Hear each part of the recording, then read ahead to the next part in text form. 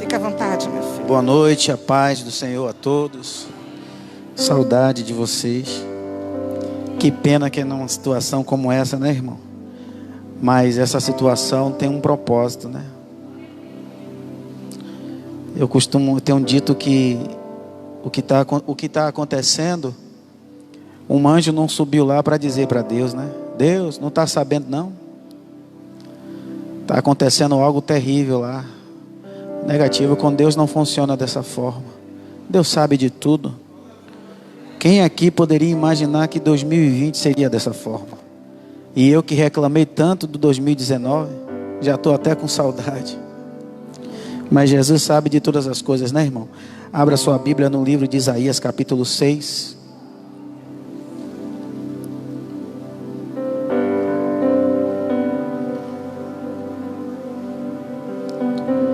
Deixar um abraço aqui bem forte. Não pode mais abraçar, né? Por enquanto, né?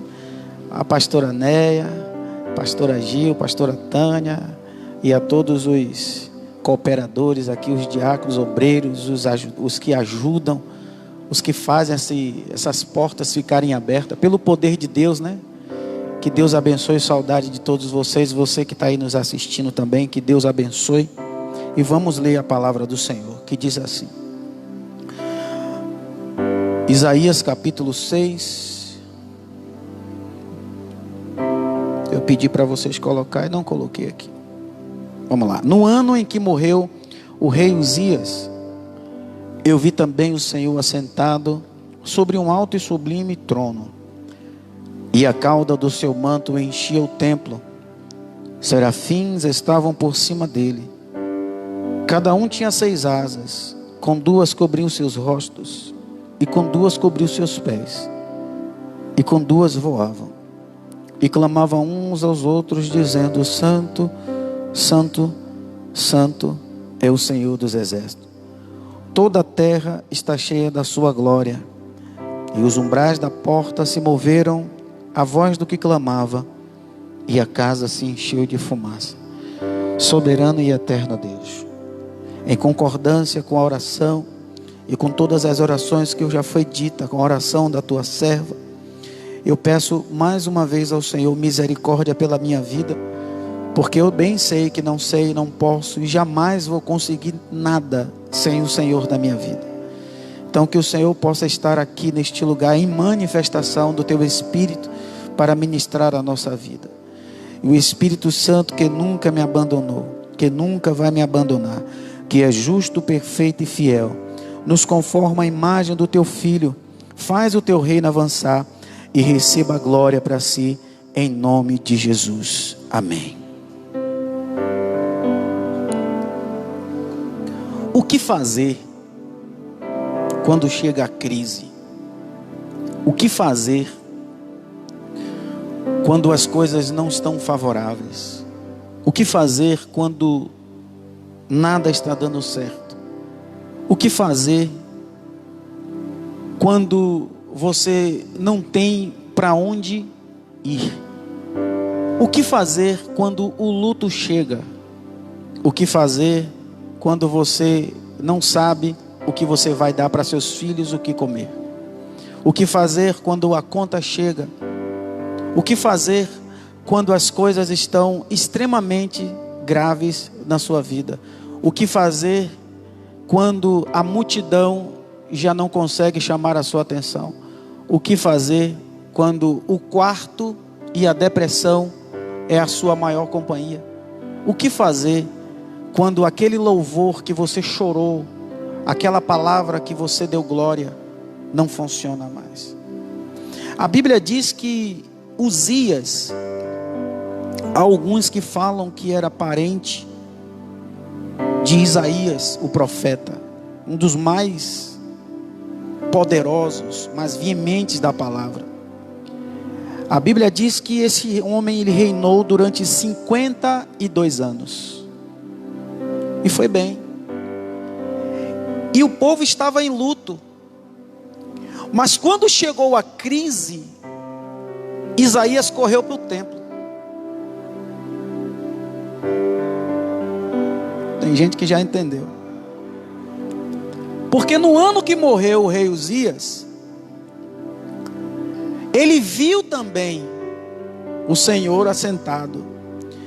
Mas só que no versículo 2 diz assim: cada um tinha 6 asas e cobriu os seus rostos, com 2 cobriam e com 2 voavam, e clamavam uns aos outros: Santo, Santo. E no 4 diz assim: e os umbrais da porta se moveram à voz do que clamava, e a casa se encheu. Que casa? A igreja. Ele foi para o lugar aonde ele conhecia Deus, o lugar aonde Deus falava, o lugar aonde o Senhor se manifestava. No momento do luto, no momento da crise. O momento da crise não é as redes sociais, não é a sua melhor amiga. Você pode ir para todos esses lugares, mas tudo isso é dispensável. Você tem que ir para o lugar aonde Jesus nos ensina.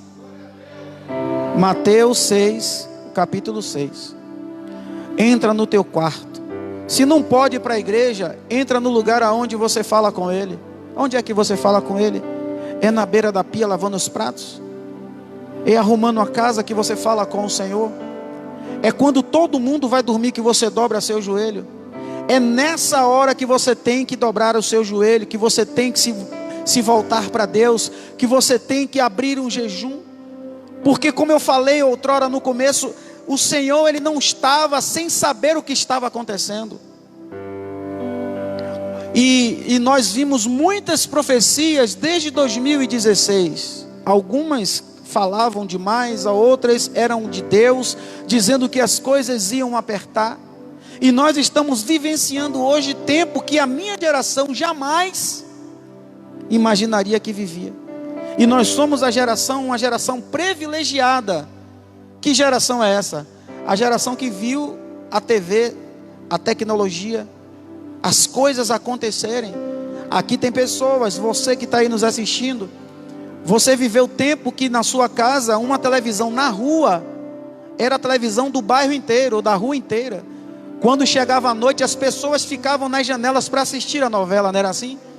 Você é do tempo que tinha um orelhão na esquina, e aquele orelhão era o telefone de toda a rua. Você viveu o tempo que não existia celular, que não existia tantas coisas que hoje existem, e nós passamos por toda essa transformação. E nós somos uma geração privilegiadíssima. O meu filho de 6 anos jamais vai entender isso. Ele vai ver nas fotos e ouvir nas histórias, mas ninguém imaginaria que essas coisas iriam acontecer conosco.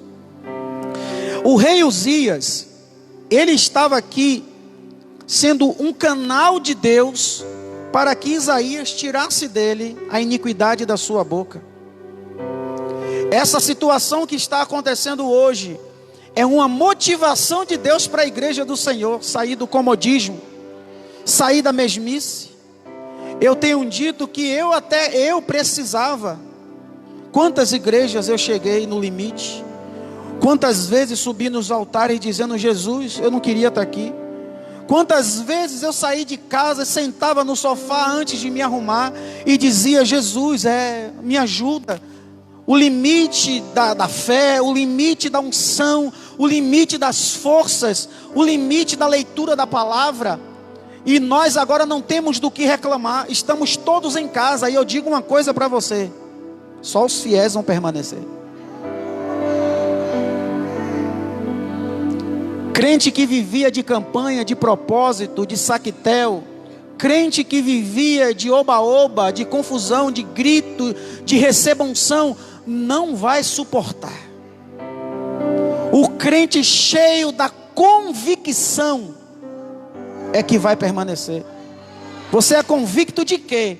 Isaías era convicto. Se você for aqui e você vê no versículo 5, depois que ele teve essa visão, depois do luto, depois que ele se sentiu atraído por causa da morte de Uzias ao templo para buscar a Deus, ele fez a coisa certa. Ele disse: então disse eu, ai de mim, pois estou perdido. Deus está querendo ouvir de você o seu ai. Você vai chegar em casa hoje e vai dizer para Deus: ai de mim, o que é que tem de ai que ninguém sabe? O que é que tem de ai na sua vida que ninguém conhece? O que é que tem de ai na sua vida que Jesus está esperando de você?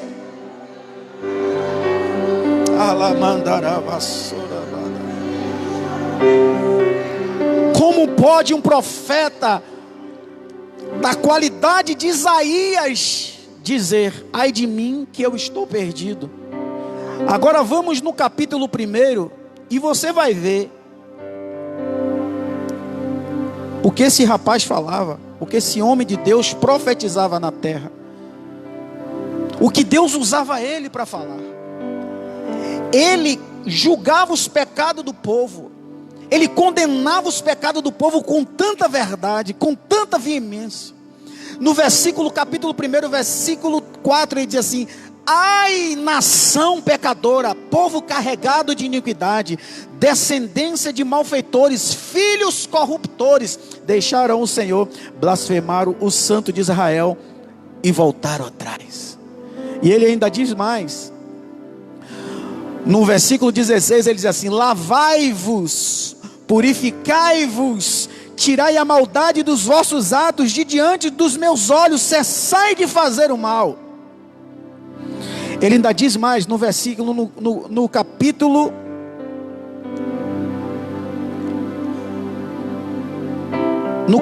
3, no versículo 11, ele diz assim: ai do ímpio, mal lhe irá, porque se lhe fará o que as suas mãos fizeram. No versículo 12 ele diz assim: os opressores do meu povo são crianças, as mulheres dominam sobre ele.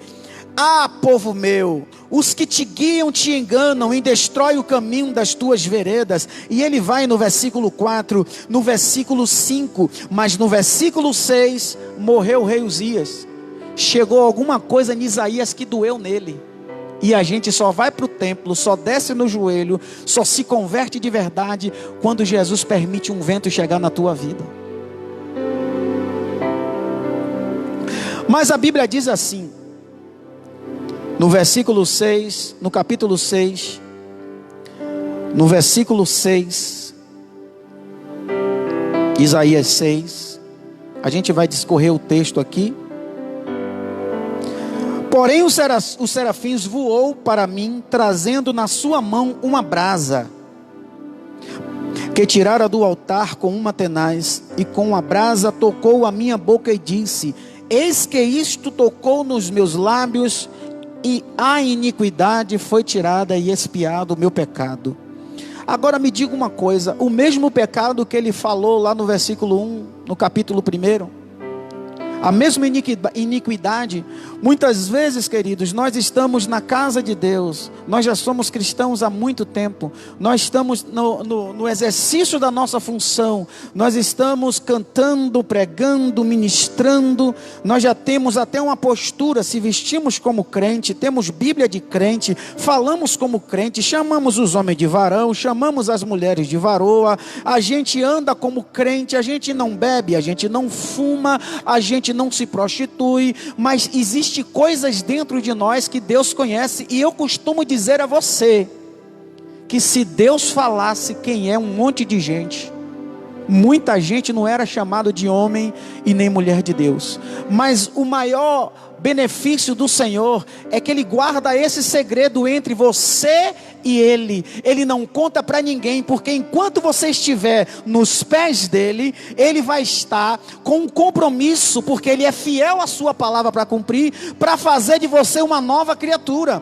A Bíblia diz que quando a pessoa se afasta, Jesus sai da casa, e aquele demônio que outrora vivia, volta com mais 7, e encontra a casa como? Limpa.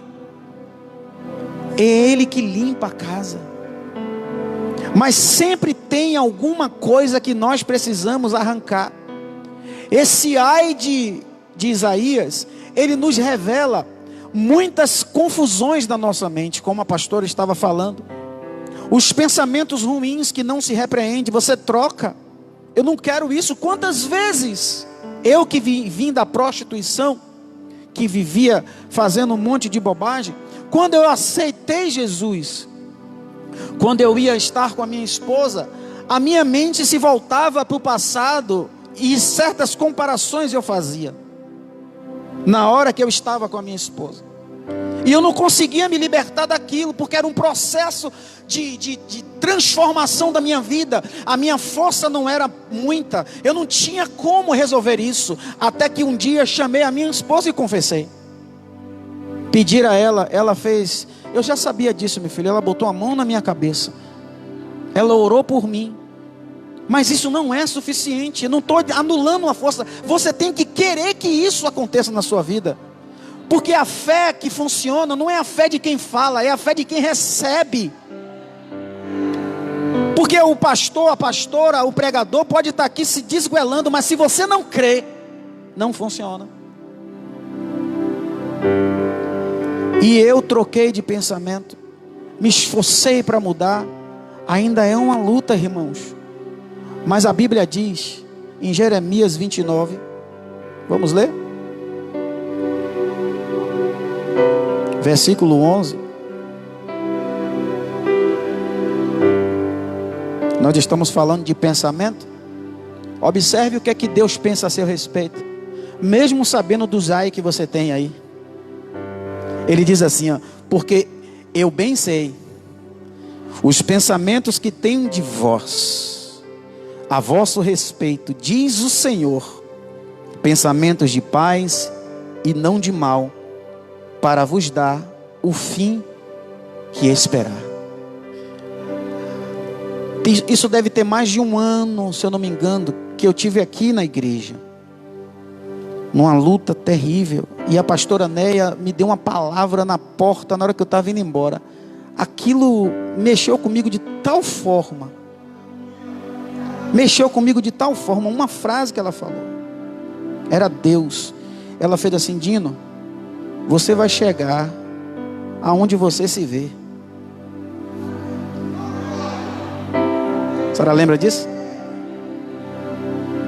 Isaías queria sair daquela situação. Ele não queria ser um profeta de qualquer jeito. Ele queria pregar e viver e pregar. Deus está querendo que você saia dessa palavra que você tem vivido, essa palavra muitas vezes mentira que é a sua vida. Deus está querendo tirar a boca suja que você tem. Xinga em casa, mente no trabalho, engana a mulher, engana o marido, e vem para cá levantar a mão, e com a boca vem para cá professar palavras de amor ao Senhor. O próprio Isaías fala, se eu não me engano, Isaías 64, que a nossa justiça é como um trapo de imundícia. A gente não sabe. O apóstolo Paulo, ele diz que o homem por si só, ele não se edifica. Ninguém se conserta, ninguém se resolve. Senão você não estava aqui, senão eu não estava aqui. Ninguém queria Jesus, foi Jesus que morreu primeiro. A Bíblia diz em Efésios, se eu não me engano, capítulo 4, que Ele nos elegeu antes da fundação do mundo. Ninguém queria Jesus, Jesus fez a gente querer Ele. Ele é o verdadeiro amor, Ele é o verdadeiro caminho, Ele é a verdadeira vida. É nele que nós temos que colocar a nossa fé. A vassoura da cama.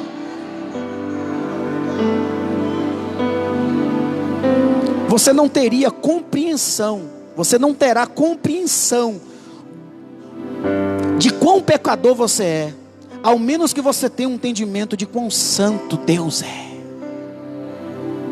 A gente só tem compreensão de quão pecador que nós somos quando nós temos a compreensão de quão grande Deus é. Isaías precisava ter essa compreensão do que ele estava falando, do Deus. Olha, observe que Deus fala com ele até o capítulo 6. No capítulo 6 ele tem a visão. Sabe por quê? Ele teve no coração dele, Deus sabia que se Uzias morresse, ele ia se converter de verdade, e ia orar de verdade, e ia se consertar de verdade, porque Deus precisava de dar um novo recomeço para Isaías. Deus precisava de uma unção nova, restauradora. Deus está trazendo na sua vida uma unção diferenciada. Essa situação que você está vivendo é para Deus colocar você num degrau maior, não para você ouvir, mas para você sentir, não para você sentir, mas você ver. E a Bíblia diz que Isaías tem uma visão. Quem não queria ter uma visão dessa, irmão? Qual o filme melhor que tem de ver o trono do Todo-Poderoso? Não tem Netflix, Sky, ou sei lá o que é, porcaria que seja. Tudo fora do altar de Deus, tudo que não é Deus é dispensável. Isaías conseguiu contemplar algo que mais ninguém teve como contemplar na dimensão. E foi tão poderoso, porque Deus sabia. Deus tinha certeza, porque Deus tem as certezas sobre a tua vida. Deus sabe por que eu estou dizendo isso? Eu vou te dar uma base bíblica. Porque quando Satanás vai até o Senhor, junto com os filhos de Deus, ele chega para o Senhor e diz assim: Senhor, Deus fala para Satanás: estava onde? Eu estava rodeando a terra. Sim. Aí o Senhor faz um elogio: tem visto meu servo Jó? Ah, mas o Senhor faz isso. Pode pegar ele. Deus tem as certezas. Deus sabe do que você vai aguentar essa luta. Deus, Ele não colocou para lhe destruir. Ele sabe que você vai aguentar. Não adianta você dizer que não aguenta mais. Não adianta nada disso. Que você vai largar ele, que você vai largar o marido, que você não aguenta mais, até os palavrões que você dá dentro de casa, bate na mesa, sai gritando. É uma confusão, não adianta. Ele sabe que você vai conseguir, ponto final. Enquanto você estiver, mesmo falando o que você está falando, mesmo desesperada da forma como você está desesperada, você não pode perder a convicção de quem te chamou, de quem Jesus é, do que Ele vai fazer, das palavras que Ele já liberou sobre a tua vida. Você não pode esquecer disso, porque Ele falou, vai cumprir. O que eu falo pode passar, mas o que Jesus fala não passa, está em atividade, ó, está assim, ó, o que Jesus falou está fervendo, está em atividade, ó, movimentando. É essa palavra que está trazendo vida para você, que está te deixando de pé. Senão você não estava aqui. Quem está entendendo? 2 Crônicas, capítulo 7. Todo mundo leu 14, né? Vamos ver o que Jesus, o que o Senhor falou.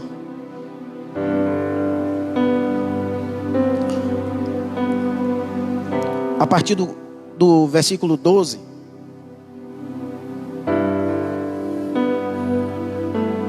2 Crônicas 7:12 diz assim: e o Senhor apareceu de noite a Salomão. Olha que maravilha, irmão. E disse-lhe: ouvi a tua oração. Deus está dizendo para você: vai orar, mulher, vai orar, homem de Deus. Ele vai dizer para você: ouvir a sua oração. Você não ora, o problema está aí. E ele disse assim: e escolhi para mim este lugar, para a casa de sacrifício. Sua casa é casa de quê? De contenda, de confusão, de pouca fé, de desunião. A palavra não está falando disso, está falando do templo que Salomão construiu. Mas o templo do Senhor hoje é o quem é? Não somos nós. E diz assim, ó, no 13, observe como é forte: se eu fechar os céus e não houver chuva, ou se ordenar aos gafanhotos que consumam a terra, ou se eu enviar as pestes, em outras versões diz as pragas, entre o meu povo. Ele estava dizendo assim, ó, e se eu trouxer um vento sobre a tua vida? Ele estava dando a dica, vai acontecer. Ele estava dizendo: não adianta você achar que vai viver no mar de rosa, vai chegar o tempo da aflição, estamos vivendo. Aí ele diz assim, ó, e se o meu povo, que se chama pelo meu nome, que povo é esse? Cadê? Tem aqui? Você que está em casa, cadê o povo? Está aí? Que se chama pelo meu nome, disse assim, ó, se humilhar, orar, buscar a minha face e se converter dos seus maus caminhos. Então ele disse assim, então quem é que vai ouvir? Ele, Deus, ouvirei dos céus, eu vou perdoar seus pecados, porque eu sou misericordioso, e vou sarar essa situação que você está vivendo. Está entendendo aí?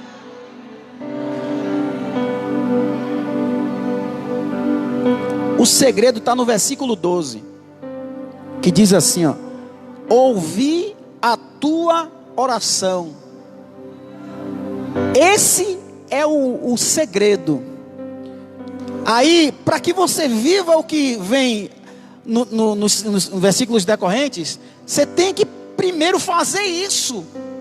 Porque o Senhor só apareceu a Salomão porque ele disse assim: eu ouvi você me chamar, eu ouvi a sua oração. Aí você passa o dia inteiro hoje dentro de casa, quarentenado, né? Preso, né? Na prisão domiciliar. O celular chega a se pegar, chega a estar pelando o dia todo em funcionamento. Instagram, Facebook, Instagram, Facebook, Instagram, Facebook, Instagram, Facebook. Netflix, eita, Netflix nunca viu tanta gente assistir filme. Então, assistindo um jornal, falando de política, é tanta coisa, é tanta informação. Aí, o Senhor está dizendo: eu estou querendo falar para você. Eu ouvi a tua oração. Eu estava com uma pessoa hoje à tarde, e eu estava conversando com essa pessoa, e acabei até de dizer para essa pessoa, ela deve estar vendo aí, que o meu maior problema hoje não é a dificuldade que eu estou passando. Eu quero ouvir Deus. Eu quero ouvir Deus, até como Ele chegou para os discípulos no barco, homens de pouca fé. Ouvir isso de Jesus é terrível. Eu quero ouvir. Meu filho, se conserte. Eu quero ouvir. Eu quero ouvir alguma coisa dele. Porque não vai ser a palavra de um homem corruptível, um homem que é mau, um homem que olha para os meus defeitos. É a palavra de um Deus todo-poderoso, que é perfeito e sabe do que está falando. Então, quando Ele fala, seja a palavra que for que Ele venha dizer, é verdade, é necessária, traz vida, transforma. Eu quero ouvir Deus falar comigo. Eu lembro que um dia eu estava lá em casa, e eu gosto de orar num lugar lá na minha casa, e nesse dia eu troquei de lugar. Aí eu estava numa varanda, aí eu botei uma cadeira encostado perto da... Eu fui para um lugar bem distante, mudei de lugar de oração, para dizer: Deus, eu quero ouvir, eu não estou aguentando, está difícil. E eu estou lá, e pense naquele momento que, se você está orando, que você tem aquele arrepio gostoso, aquela presença parece que chegou no lugar, e eu ouvindo louvor, o celular estava debaixo da cadeira ouvindo louvor, e eu falando em línguas, de repente a cadeira encostou na parede, tudo escuro, eu sozinho de madrugada, eu me arrepiei do pé à cabeça, eu digo: Ele chegou. E aí eu me virei de novo, daqui a pouco a cadeira na parede. Quando eu levantei a cabeça, veio aquela decepção, era a cadeira. Mas você sabe o que o Senhor falou comigo naquele momento? Meu filho, eu estou te preparando, porque na hora que eu chegar, para você não se assustar, porque a minha presença gera temor, tremor. Esse negócio de Jesus de boné virado para trás, de argolinha, como tem formado aí. Quando Jesus chega, a Bíblia diz em Daniel capítulo 10, ele foi dado como morto. Ele estava tão tremendo e temendo a presença, que a presença, ela traz em você um temor da grandeza, a soberania do Senhor. Não é Jesus chegou e faz hang loose, está repreendido, faz assim. Jesus chegou, a primeira coisa que você faz é cair no chão, é sentir a glória de Deus adentrando na casa. Foi isso que Isaías sentiu. E eu vim hoje aqui, irmão, para motivar você a não desistir. Não é fácil a presença de Deus. Não é para qualquer igreja, qualquer pastor, qualquer cantor, qualquer pregador. Não é de qualquer jeito. Mas Dina, eu sou qualquer? Não, a gente não é qualquer. Mas tem hora que a gente está de qualquer jeito. Tem hora que a gente está de qualquer jeito. Eu falo com meus filhos, às vezes eu vou orar e eu digo: irmão, imagine, pastora Néa vai na minha casa. Ela esteve na minha casa uma vez. Rapaz, eu morava numa casa simplesinha, mas você arruma daqui, pega dali. O sofá era meio furado, eu botei um lençol em cima, e foi aquele negócio.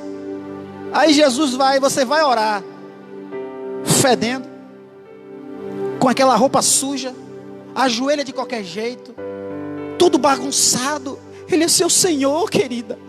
Tome um banho, se prepare. Prepare o cenário para ele. Prepara a igreja. Bota púlpito bonito, tudo arrumado, tudo limpo, limpa. Mas lá na sua casa, Mateus 6,6, onde ele está esperando a organização certa. Você se promover para ele. Preparar o cenário da presença dele. Quando ele chegar, vai encontrar você descamisado.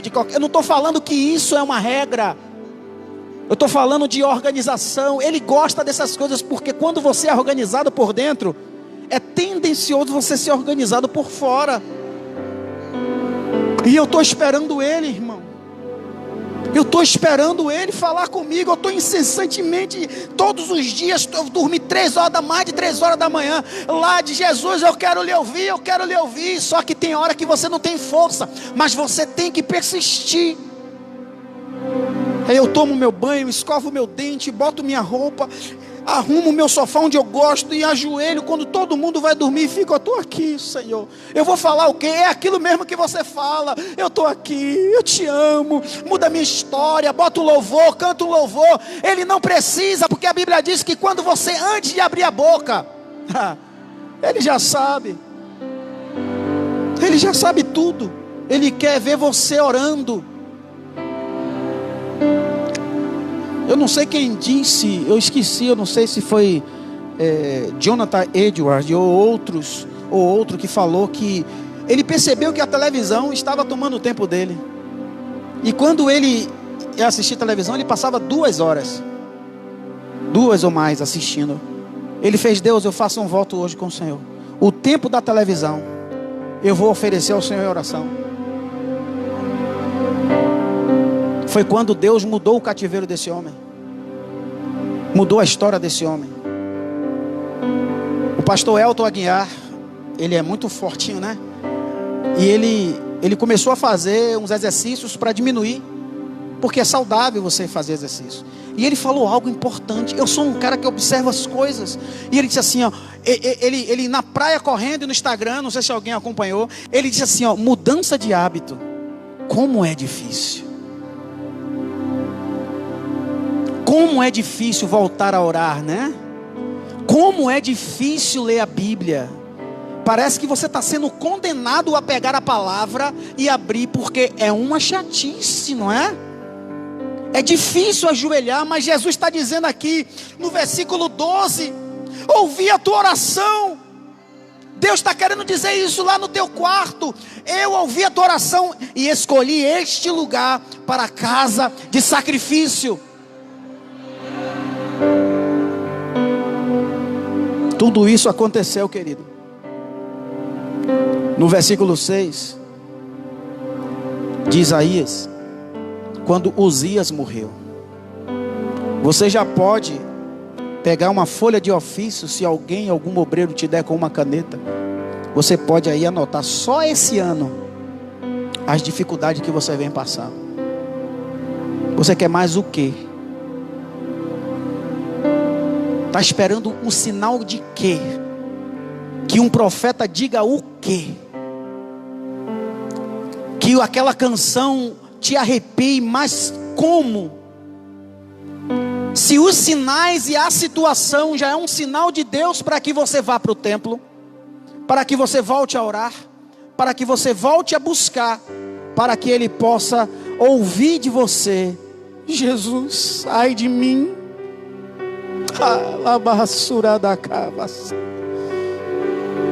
E eu já estou caminhando para encerrar.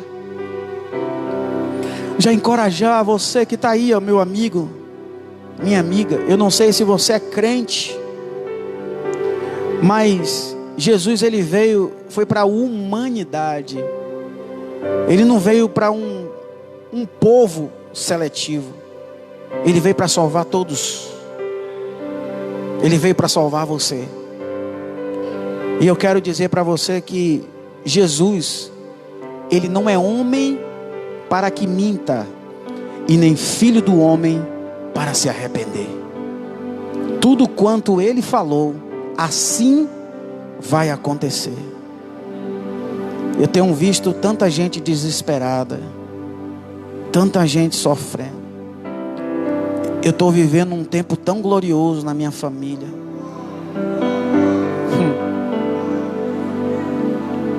Eu estou fazendo umas lives lá, eu vou sair daqui correndo para lá. Eu estou há 46 dias, ininterrupto, todos os dias fazendo live, eu e minha família. A gente nunca esteve tão perto, tão próximo.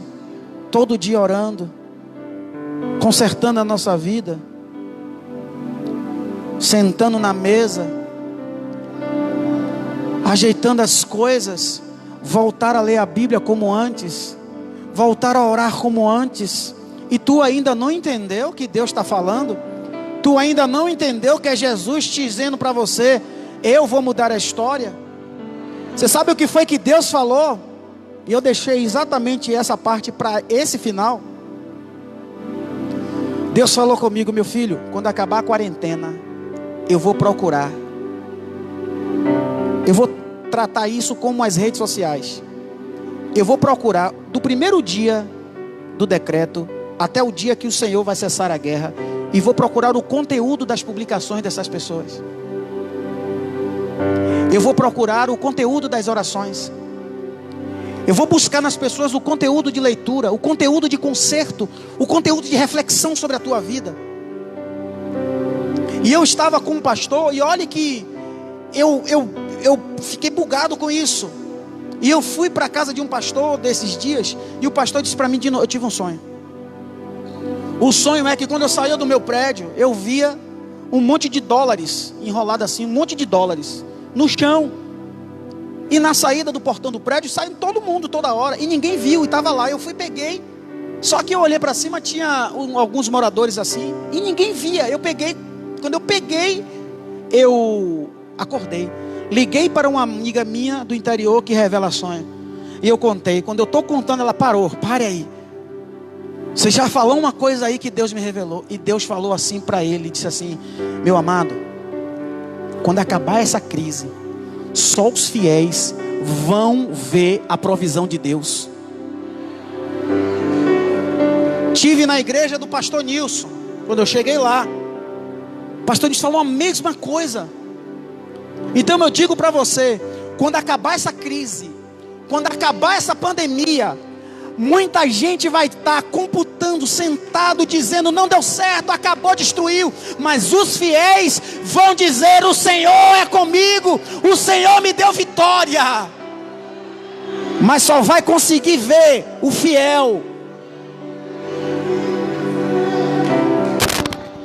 Tem fiel aqui? Aleluia. Não é fazer barganha com Deus não, viu? A partir de hoje não, viu? É fazer igual a Isaías, é com verdade. Porque Deus é que conhece o coração. Hebreus 4:12 diz, viu? Deus sabe quem está querendo fazer barganha, quem vai querer mentir para o Senhor. Ninguém mente para Ele. Amém? E observe que no versículo 15 de 2 Crônicas, capítulo 7, o Senhor quer dizer para você assim, ó: depois que você se converte, diz que meu povo que se chama pelo meu nome, no versículo 14, ele diz assim, ó: agora estarão abertos os meus olhos e atentos os meus ouvidos à oração deste lugar, porque agora escolhi e santifiquei esta casa, para que meu nome esteja nela perpetuamente, e nela estarão fixos, ó, para isso, os meus olhos e o meu coração todos os dias. Volte a orar hoje, mulher. Volte a orar hoje. Chegue para Deus para dizer para Ele: Jesus, eu preciso de mudança. Ai de mim que sou isso, ai de mim que eu sou aquilo, ai de mim que eu preciso, ai de mim que está difícil, ai de mim, bota para fora. E Ele vai dizer para você: oh, aleluia. Pega um anjo, pega uma brasa, toca na iniquidade, retira aí. Deus vai usar um anjo esses dias na casa de pessoas. Ai, daí a vassoura da cabanda. vai lá no marido, vai nos filhos, vai na cozinha, vai na sala, vai no banheiro, vai aqui, vai no vizinho, vai no perseguidor, vai na confusão, vai na carteira, vai no cartão, vai na carteira de trabalho, vai tirar o problema, a iniquidade, a confusão, a contenda. Quem está crendo só levanta a mão e recebe. Aleluia. Como não pode aglomerar, eu quero que você bote a mão no teu coração, que eu vou orar pela tua vida. Você que está em casa também, que recebeu esta palavra, bota a mão no teu coração, porque eu preciso pedir ao Senhor pela tua vida, soberano Deus.